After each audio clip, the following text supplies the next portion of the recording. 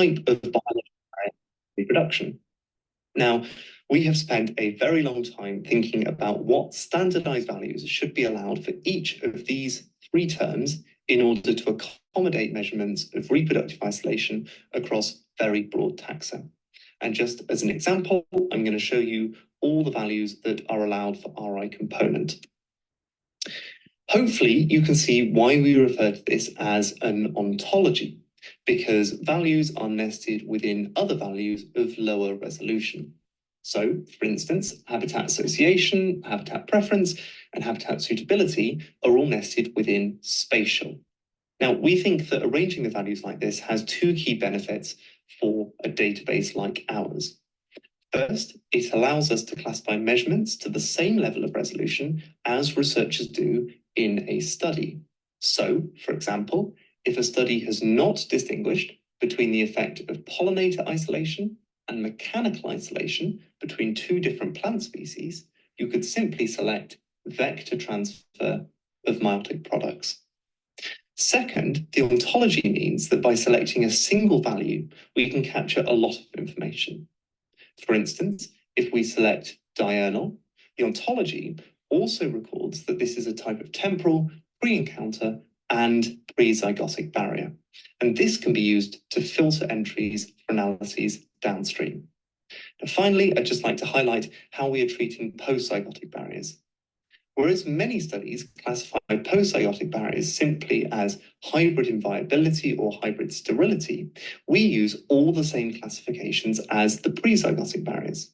So, for instance, an F1 temporal barrier is a barrier to F1 hybrids reproducing with the parental lineages due to the F1 hybrids having a different timing of reproduction.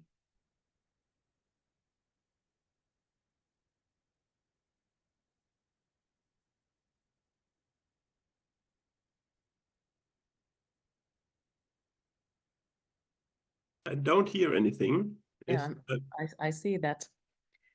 So taking this ontology, we have set up a relational database and started entering some data.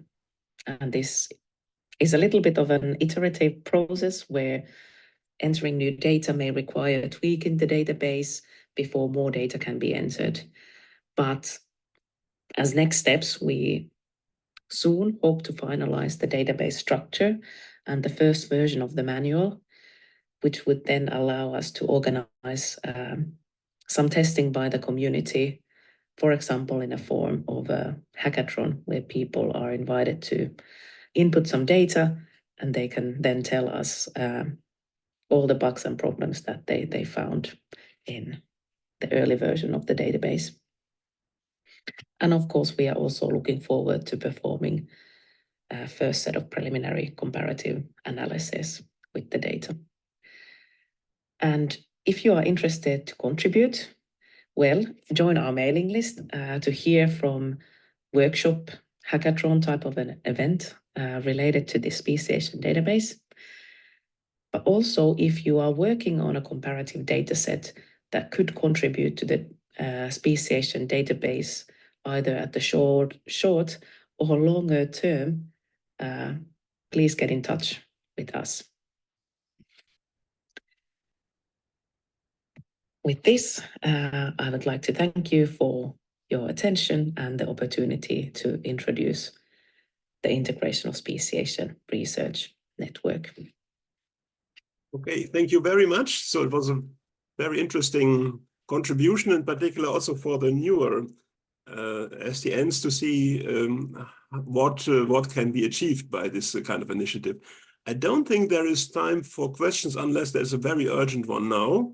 But otherwise, I would like to refer questions to the Q&A session, which is at 6:15 European time and 12:15 American time. And that's okay. I think it's now best to move on then to the next 4 SDNs. The next 40 SDNs are really fresh ones, so they started all less than 1 year ago. And therefore, they will probably not have that many achievements right now, but they will have many plans and so on. And I know that all of them have already been quite active in their starting phase. So Greta, could you start with your STN on dispersal and mating systems, which is also, of course, related. Both topics are related to speciation, I would say. Greta? Sorry, I was muted. Can you see my slides? Yes. Okay. Thank you very much for giving me the opportunity to introduce this freshly funded SDN. So as you said, I won't have a lot of activity to introduce, but I'm sorry. Yeah, but I will give an overview and of the SDN. So I would like to start with thanking the co-organizers. We are quite a few, and we span, as probably all the SDN, a variety of systems from plants to animal and methods, and also environment from terrestrial to aquatic. So dispersal and mating system. Dispersal and mating systems, they are a suite of physiological, morphological, behavioral, and demographic traits. And in particular, dispersal has been defined as any individual movement potentially leading to gene flow across space, while mating system can be defined as general strategy employed in mate choice and acquisition, and which shape the gene flow across time.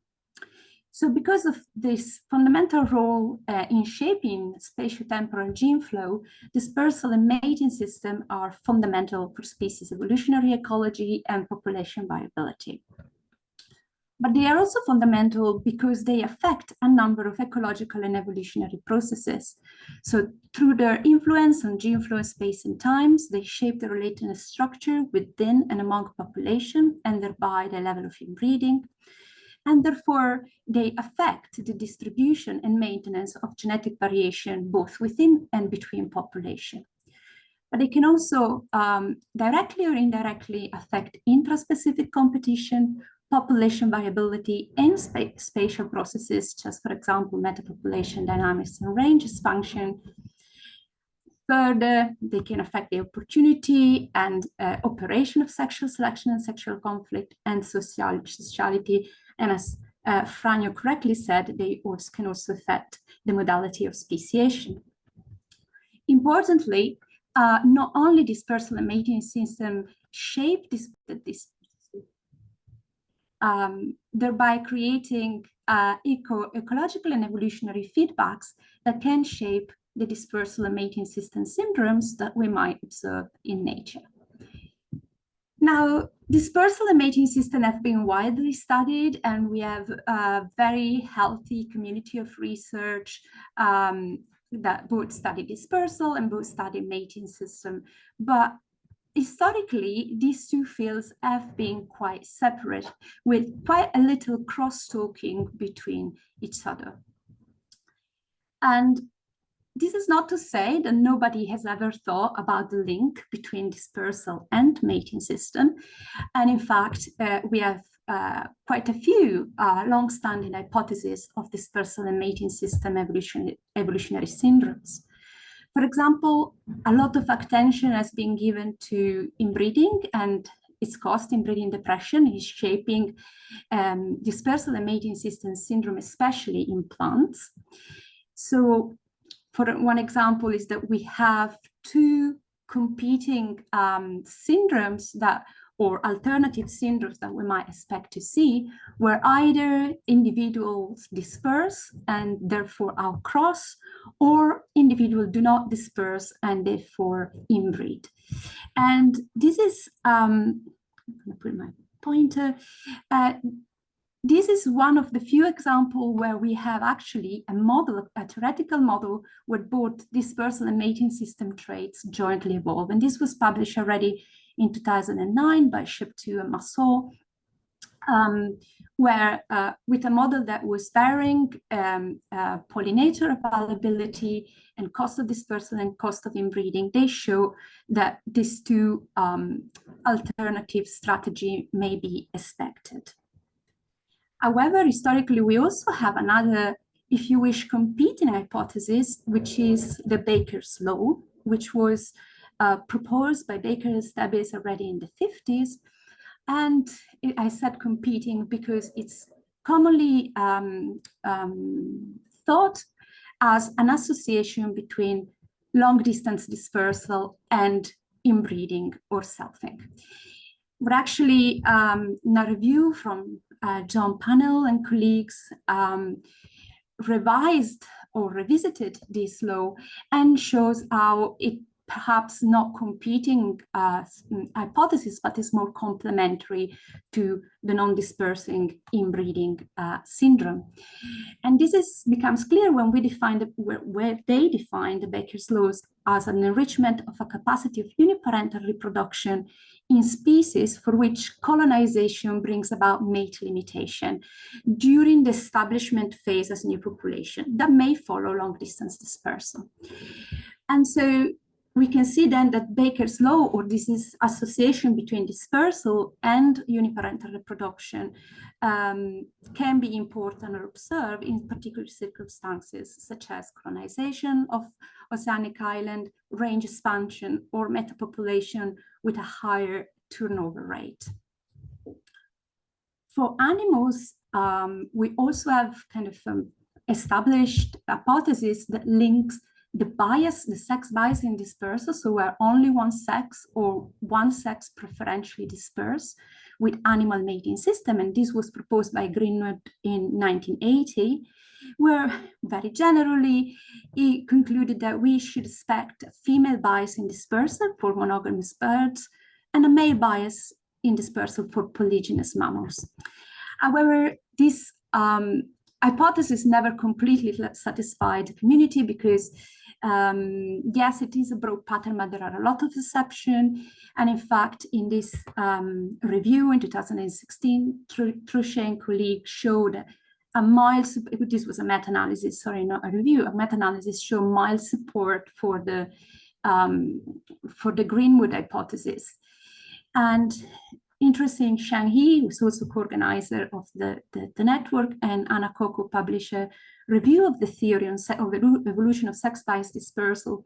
And apart from very nicely illustrating that there are a number of ecological evolutionary drivers of sex-biased dispersal, they highlighted the lack of theoretical formal model where the sex-biased dispersal and the mating system evolves. So this is just a few examples to show how, in fact, there seems to be a lack of formal model and synthetic theory. So very few models consider the joint evolution of dispersal and mating system traits and the ecological drivers that can lead then to spatial variation and their variation and the effect of spatial processes, and therefore broadly considering these eco-evolutionary feedbacks that I mentioned before. When you start looking into this, you also realize that there is a lack of data. And so when, especially data that would allow us to establish the covariation between dispersal and mating system within a species, and then the variation, for example, across the species range. So this depicts a picture of quite broad knowledge gaps. And here I just listed a few questions, but there could be many more. And for example, how, what spatial patterns of covariation we might expect in dispersal mating system syndrome, how do they vary across taxa, across environments, and also therefore how then environmental change will impact this syndrome, and what are the consequences for population viability and so forth. So in this context of gaps of knowledge between these two fields, the idea for this special topic network was born. And this is just a schematic illustration that we tried to put together to show, let's say, the domain that the initially the STN wants to address. So of course we have this question of joint evolution of dispersal and mating system under different circumstances, but we also have this axis of variation with the plant community on one side, the animal community on one side, and here is to show that traditionally the plant community focused very much on the role in breeding, and evolution of selfing, while perhaps the animal community has been more focused on sexual selection.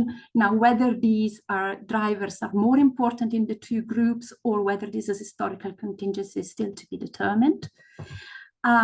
We also have a much less explored axis of variation between terrestrial and aquatic environment, where most of the examples come from terrestrial environment and very little from the aquatic, where, for example, we could think where the medium of dispersal could affect the type of syndrome that we get in aquatic environment as opposed to terrestrial environment. And these little balls are just the initial of the co-organizer, and we try to put together theoretician and empiricists to populate this domain, and we are starting to populate the network more across this domain with participants, of course. And so the main objective of the network is kind of to reduce this kind of divide between the two fields and start getting at the ecological and evolutionary feedbacks between dispersal and mating system.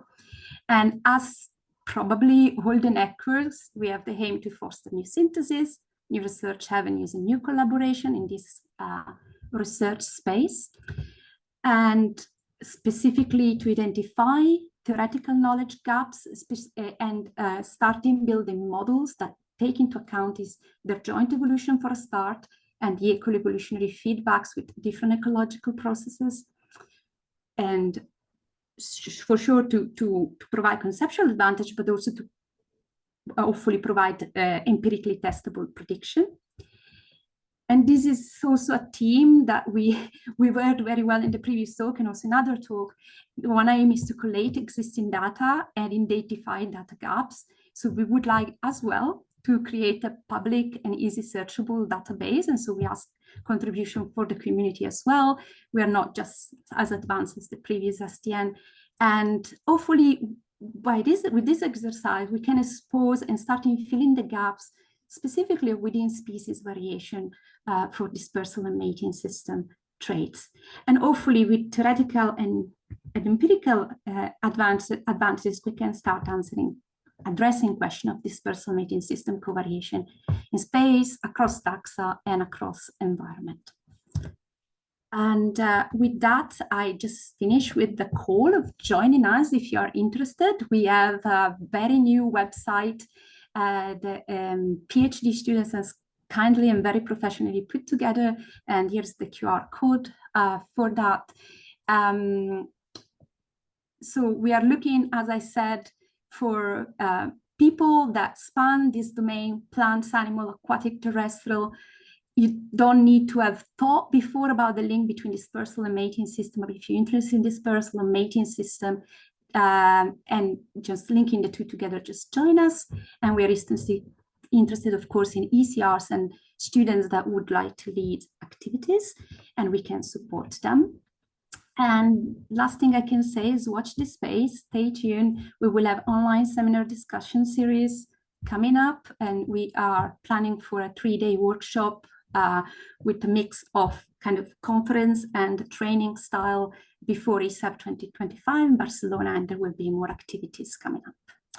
Thank you very much. Yeah, thank you very much. So there's quite something to say. I think, yeah, there are 40 seconds for an urgent question, but time is rather limited. The rest, I have several questions myself, but these can better be asked than later in the Q&A session.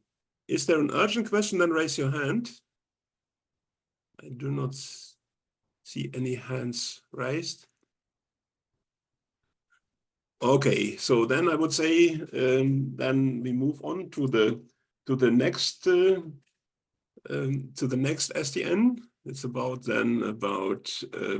within organism conflicts and organismal adaptation. And so I think yeah, it's now time. Manos, you can start. All right, thank you. And thank you, Franjo and Ellen, for organizing the STNs and for organizing this symposium. And thanks to ESEB for funding this. This has been, we're a young STN, but we've been enjoying ourselves so far. And I'm excited to tell you about what we've done. The we here that I'm referring to is includes myself. I'm at Georgetown University in Washington, D.C. And then the rest of the leadership team includes Arvid Ogren, who's at the Cleveland Clinic, Martijn Schenkel, who's at the University of Groningen, and Nina Vidal at the University of Melbourne. And joining us, we've already managed to get 200 plus people to sign up for our distribution list from 25 countries and growing, we hope. And those people come from different walks within biology. We wanted people to be not just theoreticians or empiricists, but we've also tried to make some connections with philosophers too. Here's just a word cloud showing some of the topics people work on. And then these are some old data now on the career stages that we've been able to pull in. So good representation from senior PIs, but plenty of ECRs in the mix too. And so far we've had a few events and we've seen a mix of people in terms of their interests and career stages, which has been nice to see so far. So that's who we are at the moment. And then what we're about, I can tell you a little bit about what we're about.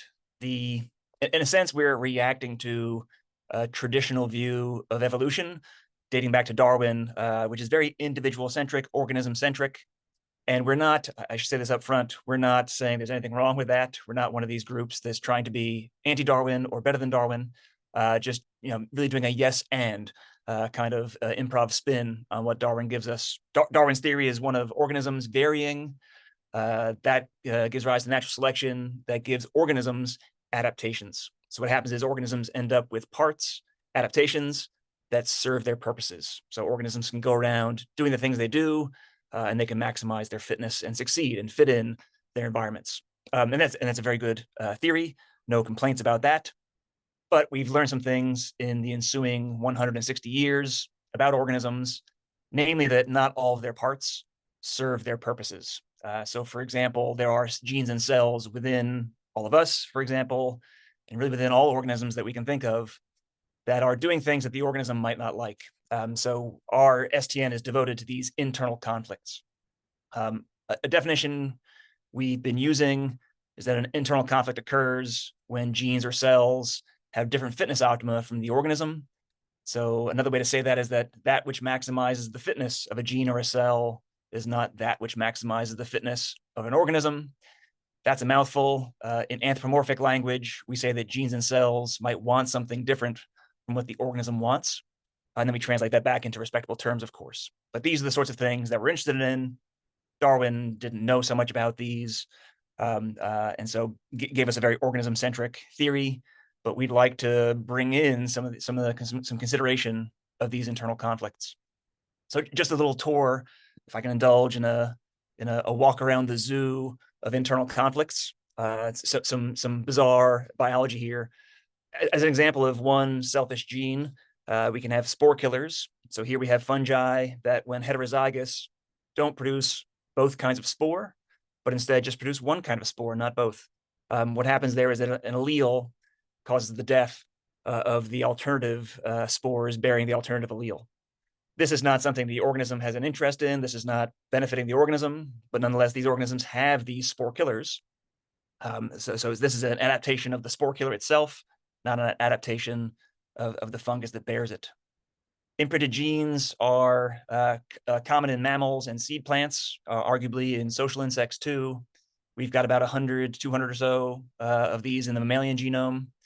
And what they do is they have expression from one parental allele, but not both, which is a curious phenomenon. The explanation for this, the best explanation for why genes go in for this bizarre pattern of expression, is that genes of paternal origin and genes of maternal origin don't agree on what this mouse, for example, should be like. And so the end result of this tug of war is that one allele has expression at its particular optimum, and the other allele is silent and just ends up holding, getting stuck with that other allele's optimum. And so we see these commonly in brain and placenta. They affect the way the brain works. They affect the way the placenta grows. In mammals, in seed plants, we see a lot of this imprinted gene expression in endosperm, so tissues of social interaction.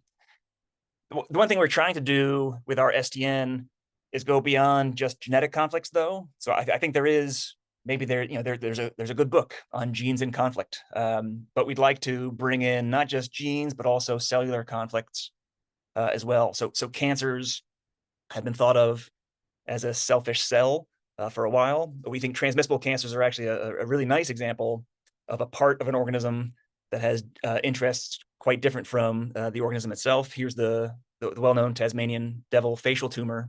This is a cell lineage that has escaped its original host. It's a cancerous cell lineage that again gets passed between different Tasmanian devils as they go in for biting one another's faces. And then finally, other kinds of cellular conflicts we might encounter would be found in chimeric organisms. So the slime mold slug is a nice example where they draw together cells from different genotypes, perhaps, but nonetheless function as one. But within that slug, there can be internal conflicts over who gets to be in the stalk and who gets to disperse. Likewise, marmosets have this, and even we have this ourselves. Humans have microchimerism, where I retain cells from my own mother since pregnancy, and my mother retains cells from me since that same pregnancy. And what these cells are up to, they may be there to cooperate and benefit, but they may have opposing interests as well. So these are just some examples of the kinds of internal conflicts we're dealing with. I left off mobile genetic elements with I should have been aware of the other special topics networks and included them. But this is just a short list of possible conflicts. And here are some of the impacts we know of and think about when it comes to internal conflicts. So for example, sex chromosome evolution. This is a very interesting kind of genetic architecture. And it may not be the case that it's good for the organism to have sex chromosomes. Some of the best explanations we have for why there are sex chromosomes, in fact, aren't that they're beneficial to their organism, but instead they start with a consideration of internal genetic conflicts.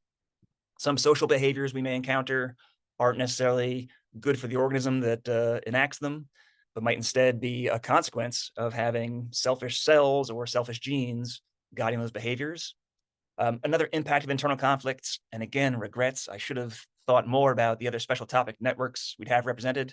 Speciation may be a common outcome of coevolution between selfish genetic elements and their organisms. So these are some basic considerations that we have when thinking about internal conflicts. There are more applied applications of this kind of thinking too, to cancer, for example, and infertility, perhaps, as well as in gene drives. So there has been some progress integrating this way of thinking into these more applied areas, but we see an opportunity to inject more of this sort of thinking into those areas. And so our overarching goal is to take internal conflicts seriously, whereas in the past, it's possible that these might have been swept under the rug or treated as mere curiosities. We'd like to grow the recognition that these are incredibly important elements of organismal design and adaptation. I kind of like that they're considered esoteric and weird and bizarre. It's sort of fun to study something like that, but deep down, all of us believe that these things are actually terribly important. And so we're trying to establish that sentiment and also bring together people that study these disparate selfish cells, selfish genetic elements under one umbrella. I think one thing we've discussed, and this is being a little silly, one way to measure if we've had success in this regard would be if someday when you go to submit a paper to the Journal of Evolutionary Biology, if in the drop-down menu for keywords, if there was internal conflict, then we would know that we had made a lasting impact. That would be a trivial measure of success, but that's the way we're thinking about what we're trying to do. We see three possible areas where we can make use of the STN. One is to discuss these sorts of questions. What are the common features of internal conflicts? What do they mean for adaptation and notions of organismality? These are discussions we'd like to have with a large group of people that study different internal conflicts and maybe make some progress with special issues and the like. I can see a special issue down the road in the Journal of Evolutionary Biology with that drop-down keyword, perhaps delving into some of these issues. We also want to use the STN to make connections between people, as mentioned by some of the other groups. I know there had been in the past groups of people studying meiotic drive, for example, who've put their heads together and said something about that, and groups that have thought about imprinted genes and put their heads together and thought about that. But we would like to put people together from imprinted genes, transposable elements, cancer, and the like, and share their knowledge. And then we also, as I mentioned, we see room for growing this appreciation for internal conflicts in more applied settings. And I could actually see there was a discussion earlier about where to publish. And we love publishing in society journals. I think if we have answers to those foundational questions, that's where we'd be aiming that sort of thing. But we also want to extend our reach and maybe publish in other sorts of societies journals to get ideas about internal conflicts into their water, into their ponds too. And so if we make progress on infertility or cancer or pest control, we might be looking beyond speaking to the chorus at JEB and trying to get out beyond that. So far, what we've done in terms of getting the ball rolling on our STN, we've got a monthly seminar series that's underway. And this began, I think our first was in March. We've had March, April, May, and June. We're skipping July on account of all the conferences that are taking place, but then we're back in August. And we've been hosting these at different times of the day to make room for folks with different time zones. Our next one will be at 7 p.m. Montreal time or 11 Universal time. We're trying to get more Australians involved. In the past, we've had trouble hitting them with our scheduling. I'm thinking I'd like to reach out to the integration, the speciation STN, because I feel like there could be some month where we do a crossover episode where we have two speakers talking about speciation and internal conflict, perhaps. Just an idea. We've also got a plan to run a journal club starting in the fall. Arvid's going to take the lead on this. And when we put this to the participants when we had a discussion after one of our seminars, we asked, do you want ancient classics? Do you want preprints? And the answer was yes. And so it'll be a variable format. We'll touch on a variety of topics, but looking for maybe an ECR that wants to take charge of this. If interested, get in touch. We are also developing what we're calling an atlas of internal conflicts, not quite a database, but we'd like to develop something where if, for example, a brand new grad student to a field coming into internal conflicts wants to know the lay of the land, this would be a place they could turn to find out what are the options, who's working on this sort of thing, what's been published, how does that work get done. So this would be a good first stop for someone doing that kind of work. This is, again, a work in progress. And then we also have in the works for October an in-person hybrid workshop that'll be taking place in that beautiful green building in Groningen. And we'll begin to address some of these questions that we've set for ourselves and maybe talk about special issues, papers, and the like. And then more distantly, we're planning more of these workshops in person and hybrid format, as well as we supporting some cross-fertilization between labs. So we'd like to support early career researchers moving and spending a short time in a different lab. And we'd like to spend some of the STN funds to support that kind of work. That's still a work in progress on how to implement that. And so suggestions, if folks have done that or have ideas about how to do that best, we're all ears. With that, I'll end and say thanks again to the organizers for all of this. No, thank you so much. Very nice overview. And also thanks for keeping an eye on the time. Is there an urgent kind of question or reaction? I don't see any raised hands. I have perhaps one comment. You said that you are looking for connections. Have you thought of connecting with the people working on the evolution of multicellularity? Because in your case, these intra-organismal kind of conflicts often have to do with multicellular organisms. And people who are studying the evolution of multicellularity are dealing with very similar kind of questions that you have been talking about. Absolutely right. And we've got some of the people in our email distribution list are specifically multicellularity types, major transitions and evolution types. So we've got them in the mix for sure. Okay, thanks a lot. So then we move on to the next STN, which will be about evolution implications of socially transferred materials. So Aria, you also have a full-fledged symposium at the in-person meeting. Yeah. So, but we get here something like a brief overview of your network. Huh? Go ahead. I forgot to unmute myself before. There we go. Yeah, now I I'm had going the to same problem start the share again. Oops. Okay. And we are sharing. No, we are not sharing. Sorry. Brief moment. There we go. Share and play. And you can hear me. Yes, super. Yes. Thank you so much for this opportunity, for both the opportunity to have a special topic network and the opportunity to talk to you guys today. So I'm Adria LaBeouf, and I'm going to tell you a little bit about our social transfer network. Got the same initials, what we do, and why you should get involved. But first, I'm going to show you a little video about how we got started.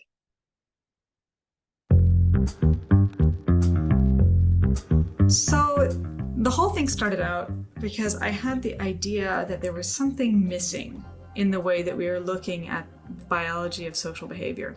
So I've been working on this mouth-to-mouth fluid exchange behavior in ants for some time. And I felt like there were a lot of interesting commonalities between proteins that I found in this exchange and proteins even in milk or in ejaculate of totally different species. And it made me realize that these behaviors are all somehow connected because they're all transmitting something from one individual to another to influence the receiver's physiology. And so I figured we had to create this new field of social transfers and socially transferred materials. And importantly also like find some theory and context that fits all of these together. Exactly. We needed to understand this. How does it fit into evolution? How do we understand the proximate mechanisms, the ultimate mechanisms? There are studies on milk, there are studies on mating partners, trophic egg, nuptial gift, seminal fluid, milk, sperm, kiss, sperm.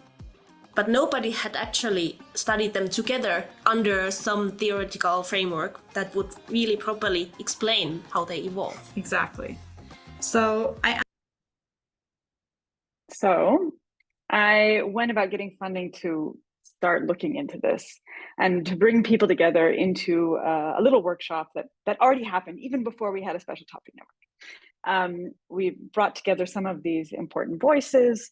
This led us to write a review, sort of a synthesis, sort of setting out these ideas about social transfers and socially transferred materials. And that felt like enough footing to get out these ideas a bit further and gave us the space to apply for running a special topic network, which we've dubbed the Social Transfer Network. So it's sort of like STN squared or something like that. Let's see if we end up branding that way. So first, I'm going to tell you a little bit about why this is an important topic to study. And then I'm going to tell you a little bit about our activities. And if your work connects to our framework, so for example, the previous STN, I think we have so much in common and we have a lot to talk about, then please get involved if you think you belong, and let's work together. So social transfers are behaviors that transmit endogenously produced materials, often gene products, between individuals. So these socially transferred materials, things like milk or egg or ejaculate, are passed between conspecifics, and they bring about a direct physiological response in receivers, bypassing sensory organs. So for example, pheromones don't count because it's more sort of consensual. And the really exciting part of socially transferred materials is that they aren't just two organisms communicating or interacting. It's the physiology of one organism reaching over and manipulating the physiology of another. And so generally, socially transferred materials are passed in extremely fitness-relevant behaviors, things like sex or reproduction or care-related behaviors. And then, that said, each transfer likely first evolved to transmit one thing. So for example, gametes or nutrition or symbionts. And then as evolution churned on, other components got added to these primary cargoes to make the sort of cocktail that they've become. And these other components might help better transfer things, or maybe sometimes accomplish more manipulative functions as well. And then social transfers can have major evolutionary implications. New social transfers have resulted in new organs like penises, like nipples, and also entire new secretion systems. So, for example, mammalian sweat glands transformed to nourish young, and now all extant mammals rely on this social transfer. And so the innovations that have occurred through social transfers of care, things like milk or later the placenta, have led to profound shifts in ecology and evolution. For example, the great success of placental mammals as we are taking over the world, or in another wonderful example, the success of calcified eggs. Next, socially transferred proteins and genes can show strong signatures of selection. So one of the best known examples of this is in testes, where many of the genes that are expressed there show signatures of positive selection and a high rate of gene birth. And so here is shown in spermatogenesis. In other systems, like for example, the ants I work on that use social regurgitation, genes are often duplicated and neofunctionalized when they come to act as part of a socially transferred material. And those duplicated versions often show clear signatures of positive selection. And then beyond the sort of classics, biology has many other fascinating social transfers. As you see here, we have, love darts in snails. We have viviparity, which has happened many times in different ways. We have mucus feeding in fish. One of our goals with this network is to really connect people working on these very diverse and quirky systems and to learn about the commonalities. And each of these transfers also varies in interesting ways across partners and in their rates and duration. So for example, as you see here, in social transfers that occur with low partner relatedness, the transfers are typically brief or one-time events. They're more often asynchronous. This is just an example. And then in transfers where you have very high relatedness, they're more often synchronous transfers. They're sustained and sometimes frequent. Yes. And so one fantastic feature of social transfers of care is that these enable metabolic division of labor across partners. So what do I mean by that? So metabolic division of labor allows the decoupling of resource acquisition and use across time, across space, and even across individuals. And so to think about that a little bit more, imagine the mass of metabolic reactions that are required to make new biomass, like the entire KEGG pathway, and all of the various gene products that need to be produced, and all of the ATP that needs to run them. Now, instead of having to do all of that yourself, imagine you only had to build some of those because someone else was going to provide an intermediate along that pathway. And so that's essentially what this metabolic division of labor through socially transferred materials can provide. And so in social transfers of care, things like milk, eggs, and regurgitate, parents are processing, packaging, and transmitting goods to offspring using these specifically adapted proteins and molecular building blocks. And these can allow parents to lighten metabolic loads, modulate immune responses, and even direct development. Sometimes, over evolution, the offspring can become dependent on these parentally provided metabolic shortcuts. And so I'm showing you briefly this little bit of a study that is done by a few of the network members, where we had populations of burying beetles that were evolved either with or without care provided through a social transfer, so regurgitate in this case. And when larvae were evolved with care, but reared without it, they barely survived. And over here, they were particularly pathetic about taking up food from their diet. And so what these show is that this requirement for metabolic division of labor transmitted through social transfers can become entrenched. So sort of creating a lock-in mechanism at different levels. So back to the network.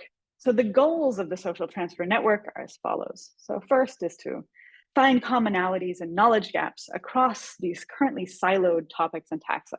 So milk, it's almost completely medically focused, very applied. And so sadly, there's very little evolutionary work that's done there. We want to bring together these people from these silos that are more applied and connect them with this evolutionary framework. But there are many others, fertility, and lots of things in agriculture as well. We want to stimulate investigation of novel study systems where social transfers are important. And so we've thought about different ways that this can be done, both in terms of methods and in theoretical considerations. And we want to create a shared theoretical framework to understand socially transferred materials and how they should evolve. We want to identify novel combinations of techniques, questions out of this synthesis, and develop new research methods to study these systems. And finally, to explore more applied ways that we can think about this, because fundamentally, socially transferred materials are biology's way of delivering bioactives. So it's sort of biological pharmacology in a way. So what are we doing so far? So the first and major goal of what we're doing right now is to build up this community. And one way we can do that is you can join our network by going to this QR code or our website, which is socialtransfer.net. Join us and get on our mailing list, and we'll send you a link to the Slack. But we've also been running this Bring Your Own Fluid seminar series. So this is an online seminar series, and these are some of the titles of some of the talks that we've had over the past few months. We've had 3 sessions so far. You may have had advertisements through Evolutionary, and they're going great. And we have generally we have 3 very short talks, only 7 minutes, and so it's just a taste, and then a little space for discussion. And here are the fall dates that we have already laid out. If you're interested to speak or you have a suggestion for a speaker, please do get in touch. We'd love to hear your thoughts and hear about your social transfer. And then in addition, we are hosting symposia. So we have a symposium for the Montreal in-person conference that Joris and Köhne and I will be hosting. So I hope we see you then. Please to come say hello. We're also holding workshops. So at the Lorentz Center in November, we're going to have a wonderful little workshop on the evolution of socially transferred materials. It's going to be an intimate affair, only about 25 people, but if you think you should be one of them, please get in touch. We have our hearts open to new members. And then really our goals are to get grants to work together, write papers together. For example, a meta-analysis is on the plans, and fundamentally do research together and learn things about this new way of framing social evolution, I think. So yeah, with that, please do get involved, get connected with us. And in particular, we want you, if you work on a socially transferred material, if you're excited about getting involved in projects on socially transferred materials from the theory, analysis, experiments, applications, writing, at any different type of level. And if you're excited to help out with organizing the network. So I think, yeah, we're very open to new voices. And that's that. Okay, now, thanks a lot. Perfectly in time. So very exciting also, everything what you told about. And of course, people should join the symposium at the in-person meeting in July if people are there.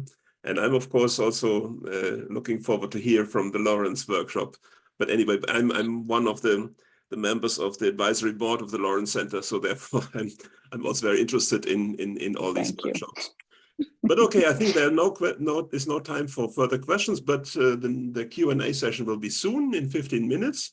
But in the meantime, we hear then the report of the final running STN. Alexandra, are you ready for launching your slides?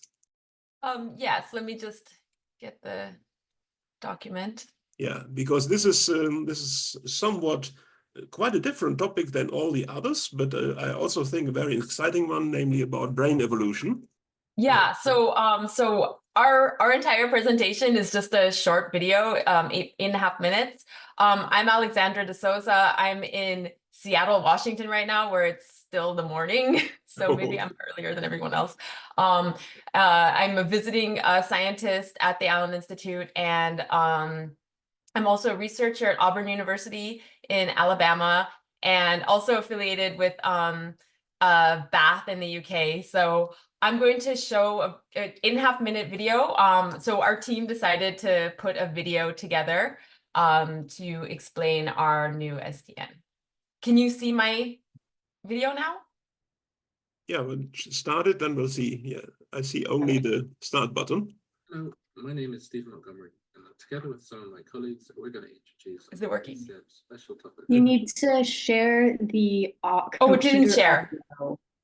Sorry? So your video is sharing, but the audio I think is coming just from your computer speakers. So when you hit share, if you can share again and click to the right, there should be a little button that says share computer audio, and that should share it better for us volume wise. Okay, let me just find that.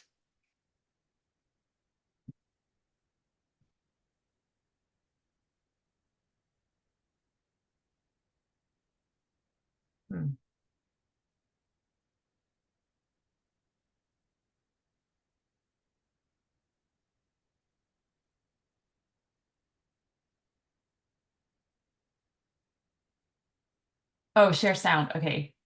Yep, there we go. Okay, I'll just go back. Hello, my name is Stephen Montgomery, and together with some of my colleagues, we're going to introduce our ESEB special topic network on the integrative biology of brain evolution.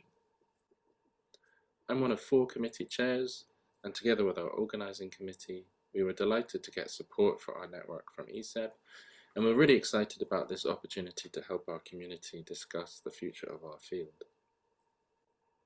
So our primary interest is in understanding the diversity and evolution of the brain.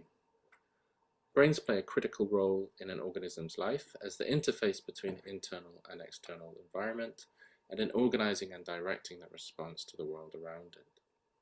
There are many aspects of the nervous system that are conserved across large phylogenetic distances, but within this context there's also diversity, from simple measures like size and morphology, illustrated here with a snapshot of mammalian brain diversity, but also in structure, for example here highlighting differences in the relative size of the olfactory bulbs between 2 species. And it's the significance and function of this diversity that our community aims to explain. So how do differences in structure relate to how the brain processes information? How does this alter behavior, and how is this diversity produced by developmental, cellular and molecular processes? And these questions are so expansive that one challenge our community faces is the diversity of approaches taken to studying brain evolution. So brains, of course, do not occur in isolation. They're part of a bodily system, which exists in an environment rich in opportunity and threat. And this ecological context will shape the demands on how the brain functions, as will the developmental processes that lead to the formation of a mature organ. So we can approach brain evolution from all of these viewpoints, encompassing embodiment, ecology, functionality, and development. But a critical question is then how these processes interact within an evolutionary framework. In addition, we work in a field with a long history and a broad taxonomic and experimental focus.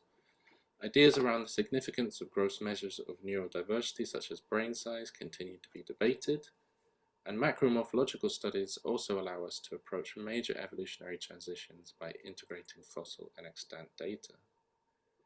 Even within large brain vertebrates, we're now also able to map major pathways in the brain and to compare these projectomes across species to identify differences. And at the other end of the size spectrum, we're also increasingly able to map neural circuits at a cellular level and even to manipulate them genetically.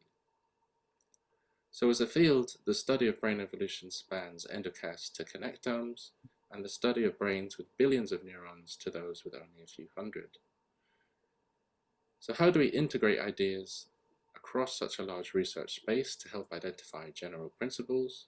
And what can we do to support efforts to share concepts, resources, and tools? These are some of the questions that we hope to explore in our network. Hello, I'm Katja Hoyer, and I will present the objectives of TIBI. Our objectives are twofold. Our scientific objective is to develop fundamental questions about brain evolution and an interdisciplinary research program. Our first objective is to identify common mechanisms of brain evolution across species. What developmental, physical, and evolutionary drivers and constraints act on brain organization and network architecture? Our second objective is to explain how brains evolve within the greater context of organismal physiology and ecology. How does brain structure, connectivity, and function interact with changes in body, physiology, ecology, and environment? And our third objective is to determine whether certain brain structures and functions are more evolvable than others. Which systems are stable and conserved? Which can change rapidly and adapt? And how do species with different brain organizations invest a similar ecological need? To work towards these questions, TIBI aims at bringing together researchers working on evolution to exchange ideas, share expertise and tools and methods, share data, and discuss new findings. For example, we'd need to add and integrate more and more species into our studies of brain evolution, something we can only achieve as a community. And we would like to facilitate finding and sharing data and resources, tools and expertise, and make it easier to work together. So, one part will be to bring us together in workshops, hackathons, and online seminars. A second part will be to create a database for indexing and sharing comparative multi-scale brain data, as well as interfacing it with other relevant data, such as ecological, physiological, sensory, and behavioral data. And the third aspect will be to create a web-based platform for indexing projects open to collaboration to accelerate our understanding of brain evolution processes. Hello, this is Alexandra de Souza. Our network is a new ESEB STN, having come together when we applied in 2023, and we are just getting started. Look out for us. Our aim is to address key research challenges in brain evolution through stronger collaboration within our community. Here are some of our proposed outcomes. We will create a platform for confronting research challenges for discussion to improve scientific understanding and approaches within our community and with adjacent fields. We strive for community engagement in a dynamic research environment with a focus on being open and inclusive, with a constant online interface. Through collaborative network creation, we aim to exchange ideas, share expertise, and encourage interdisciplinary work to drive innovation.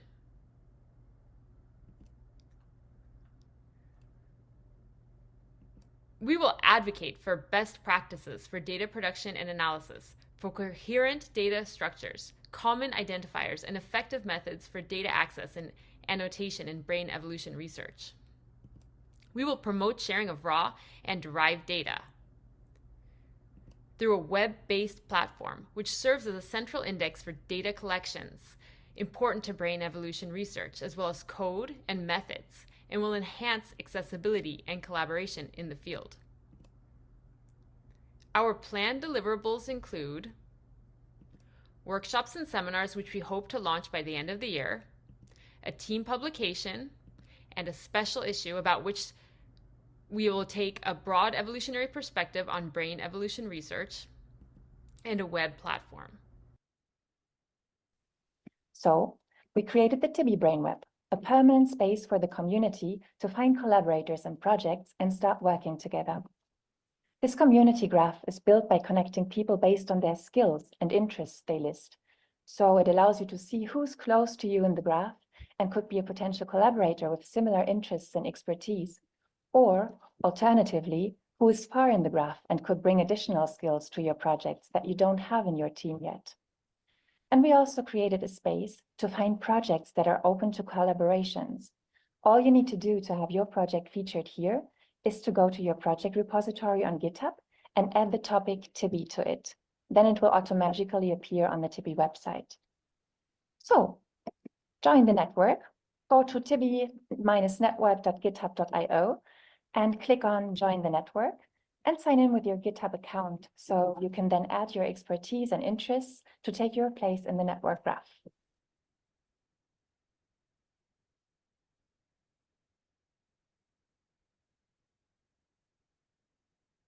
Thank you for listening, and I hope you can join the TIBI network.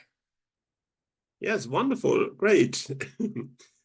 So there's some time left. We can start then discussion first on the TIBI network. Are there any comments, questions or so on this particular part?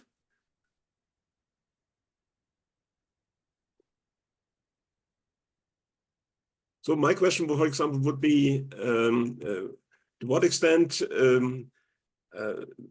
I assume that the most knowledge is available for humans, and then perhaps also for closely related species, primate species, and so on. But how can you actually then really get some common ground if you look at the huge diversity of brains, taxonomic diversity, and so on?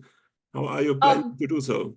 Yeah, great question. So maybe from the presentation, we gave some examples from primates. So it looks like we know a lot more about primates, but actually like the Allen Institute that I'm working at right now in Seattle is really focused on mice. So mice are like the big mammalian model for understanding brains. And so we have a lot of data from brains. But a project I'm working on, for example, is incorporating mice as models for humans. They can be transgenic models or models for specific conditions. We derive a lot of data about mice and also humans, which is much, much harder to get because we don't have the same methods available.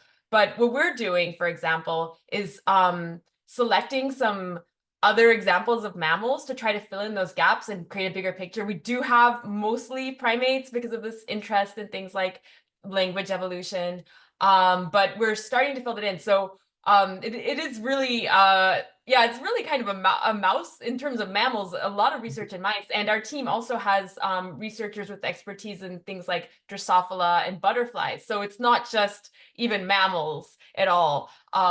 So that was a huge interest in forming this team, is to really, a lot of us are very focused in mammals. And then we thought, let's bring in some members who know animals more generally and how brain evolution works, so we can create this perspective that doesn't really exist. Yeah, that would have been my next question about, say, insects also, or brains. So to what extent are there some basal principles so that are conserved at such a level so that you could compare aspects of insect brains, for example, with mammalian brains? Is there any hope for that? Yeah, that's what we're hoping. So I'm definitely not the person to ask about insect brains. I've never worked on anything outside of mammals at all. But that's the idea. And so Stephen Montgomery, who started off the presentation, he's studying both mammals and insects, and so he kind of drew those similarities. But I mean, there are similar systems, similar networks, and that's what we're really hoping to get to in our network. So we still haven't had a meeting to discuss anything about theory. So this hasn't come up yet, but that's where we're headed. Okay, so I think now the next Q&A session is now starting officially, so we can now broaden the discussion. But before doing so, I really would like to thank you all. I was really very impressed by all the talks. I found them all, without exception, very entertaining and also for me, thought-provoking and so on. So many thanks for your efforts on this. But now let's see whether others also have questions. I see Martijn has a question. You have raised your hand. No question, just echoing the positive okay. words about all the interesting talks today. Yeah. Alexandra, have you raised your hand? Yeah, I had a question for Adria. Your topic is super fascinating, and it makes me think of something I'm trying to do lately, which is to identify characteristics across the lifespan, which are a bit peculiar because they have this multi-individual aspect to them. So they're dependent on, more than one individual. And I was curious about the use of the term social, because I don't normally think of reproductive behaviors as social, and even transfer in utero. Can this be considered social? Yeah, it was super, because there's definitely this aspect there, but I just don't know if we can use the word because I've never seen it before. So I wanted to know a little bit more about your thoughts on that. Yeah, so there's different definitions of social. It's one of those fuzzy words. So, in terms of some people who come from a behavioral perspective, social behavior as opposed to gregarious behavior, fundamentally social is a rather encompassing term. Then there is a topic called social evolution. And that is really taking a broader perspective where we get actually almost more toward Manus's topic there. And you can think of the social life of genes, the social life of cells. It's really more about interactions between different things. One thing that you might find as a framework that might be interesting is indirect genetic effects. That's a nice framework for pulling apart impacts that come from not only your own genes but somebody else's genes in your milieu. So yes, I think we choose to take that social evolution perspective and why we call socially transferred materials. It's also an important distinction, and we've had this issue with reviewers before, to say we're not dealing with interspecies things. It needs to be the same genome fundamentally that is exchanging things, because if you have somebody else who has who has speciated away or is very, very different, then they won't have the same machinery to manipulate your machinery. So thanks. Hope that helped.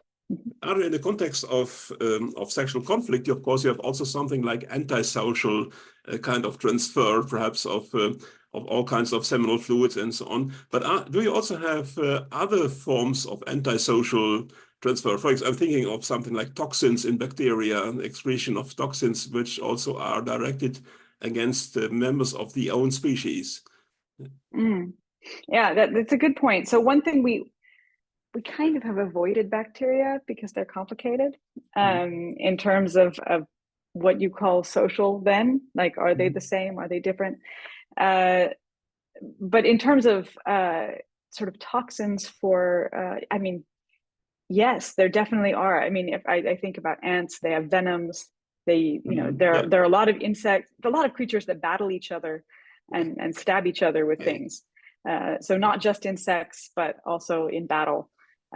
That is unrelated to sex. We haven't really thought so much about those, but it's a good idea. Probably not so consensual, those interactions.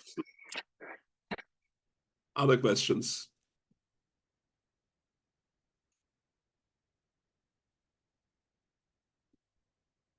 I have one for the last point about this. About all kinds, say some kind of antisocial interactions, brings me to this within organism conflict network, and I was a little bit.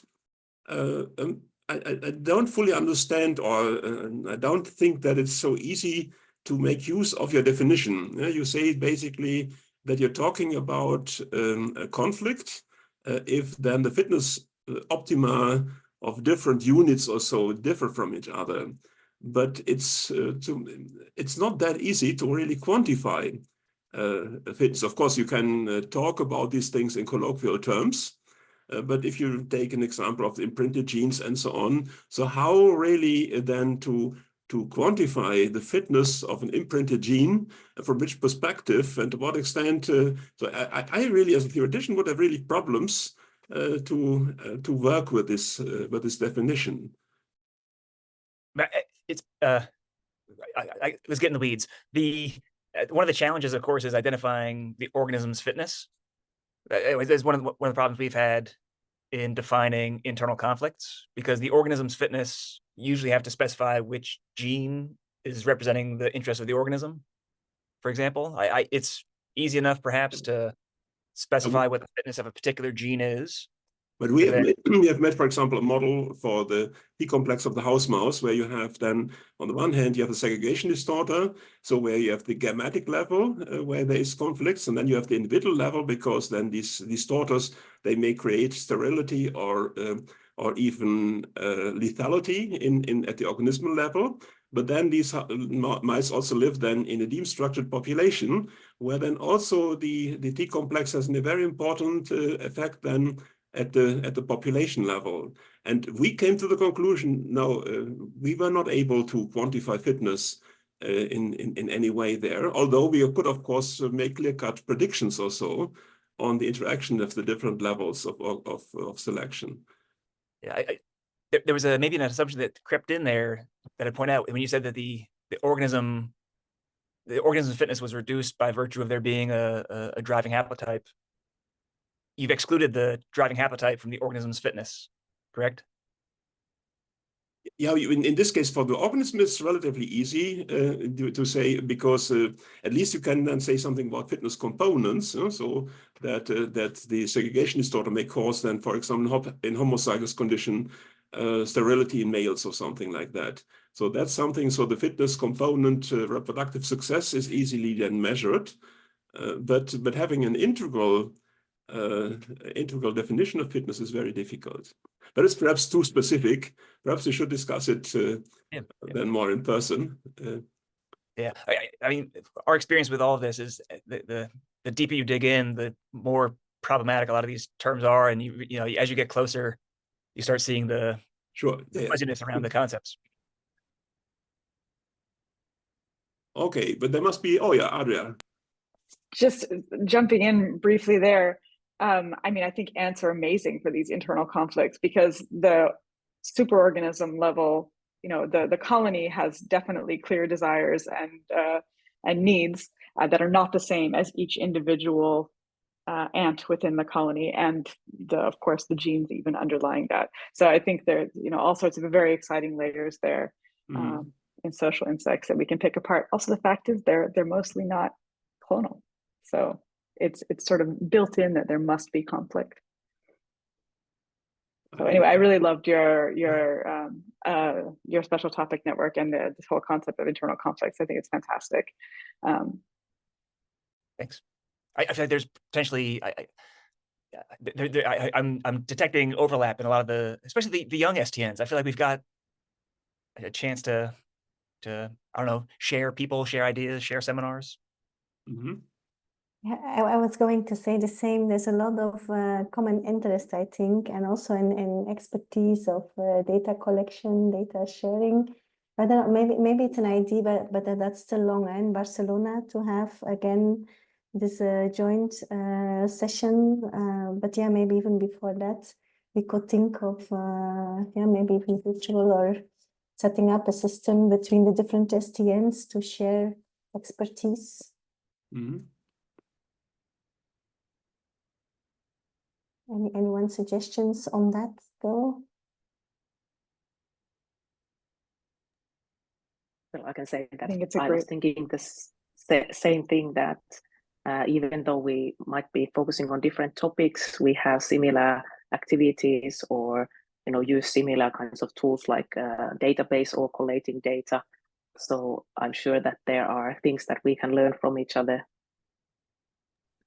I think that was really useful today, that people also pointed out so differences between .org and .com, or between Slack and Discord or whatever, these kind of things, also on databases, or what I saw with Tibbe, then that you can click on certain link. I'm a boomer, of course, and for me these things are really very, very, very new, but I was really, it's amazing that you can click on somewhere that's close to you and that you can see all potential collaborators. So if you click further away, that you can see alternative people or something like this. I really like that. Yeah, I think it's great to have this opportunity to see what others are doing and you know how they're organizing their complex questions. I think this idea of maybe one thing that could be really exciting in Barcelona would be, or maybe before that, would be to have kind of, I don't know if a hackathon networking, like a meta network event or something like that. Like even if it's just an afternoon of like idea sharing and yeah, working together, I think we could have really fruitful discussions with a minimum of facilitation. So I think it could be really neat to make a space for that. Manus, you also? That's my thumbs up reaction. Okay, okay, yeah. No, for me, also what people said, for example, then different principles of databases and so on. So we saw several very nice examples on how to set things up, and I think everybody might come up with some new ideas, whereas already professional ideas are all over the place. So it's very useful to see a little bit what others are doing as well. There hasn't been a question on the speciation network. Any questions for Jonna?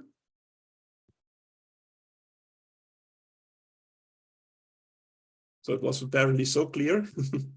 That's I really like this part about this reproductive isolation ontology, so that that is particularly this kind of network or the database kind of thing on how to organize it in a very efficient way. So for me, it was also quite kind of an eye-opener.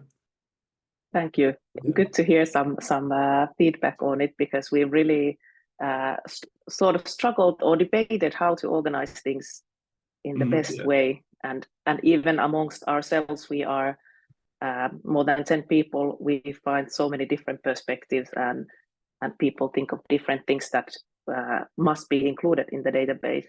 Yeah. So, and organizing them in a way that can be managed and compared. Yeah, it's not an easy task. Yeah. But I assume that this integration of speciation research is mainly of integration of empirical speciation research, I assume, or is also, to what extent are there links to theory? So yes, there are links to theory. And for example, in our seminar series, we of course invite both empirical and theory based people. But I was starting to think, while you asked the question, even further, like, okay, including philosophers. That was something that we thought about at some point, to go even a little bit further. Okay.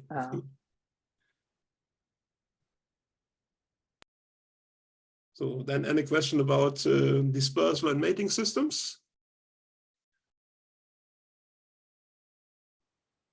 I saw also there again a link between different kind of SDNs, because you mentioned that you have then typically female philopatry then in birds, and you have then male philopatry in mammals. But I think the main link that you didn't mention is the link to the sex chromosomes. So typically you find then that heterochromatic sex is then the dispersing sex. Have you thought about these kind of things? Because this also links immediately to genome structure, to also to all kinds of conflicts, because genomic conflicts and things like that. Yes, yes, no, that's a very good point, and admittedly one that we haven't thought a lot about, because we don't have yet that perspective, I think, in the SDN. But it's it's a very good point, and thought about conflicts, but not at the genomic level. No, but this is basically then the conflict between the sex chromosomes is one of the most fundamental. Then again, for the organismal conflicts, so that there you have you find the most often segregation distorters and things like that. So at least there is a very weak link. But still, if I look at all the various kinds of SDNs, I see quite some connections between at least pairs of SDNs, which is quite nice. Yes, and definitely the conflict one is a relevant one. Well, I was wondering also the material transfer. If somehow we can, with this material transfer, different individuals can manipulate, for example, the propensity of disperse, and that could be in relation to the mating system and conflict that could arise between sexes. So that would be a different area to explore, I think. Absolutely. I mean, like nuptial gifts and things like that. You can give something that is helpful, or you can also definitely give things to hinder. Yes, and that's for the mating system. I'm not sure we know much on how that affects dispersal. I wish Joris was still here. He's more on the mating systems with the simultaneous hermaphrodites and other quirky things like that. Okay, nice. So I think we officially have now reached the end point of the symposium, and I think I can only repeat myself. It was very entertaining, and thanks so much for all the speakers and all participants. So thank you very, very much, and to continue the good work. Yes, thank you very much. Very nice. Thank you. You.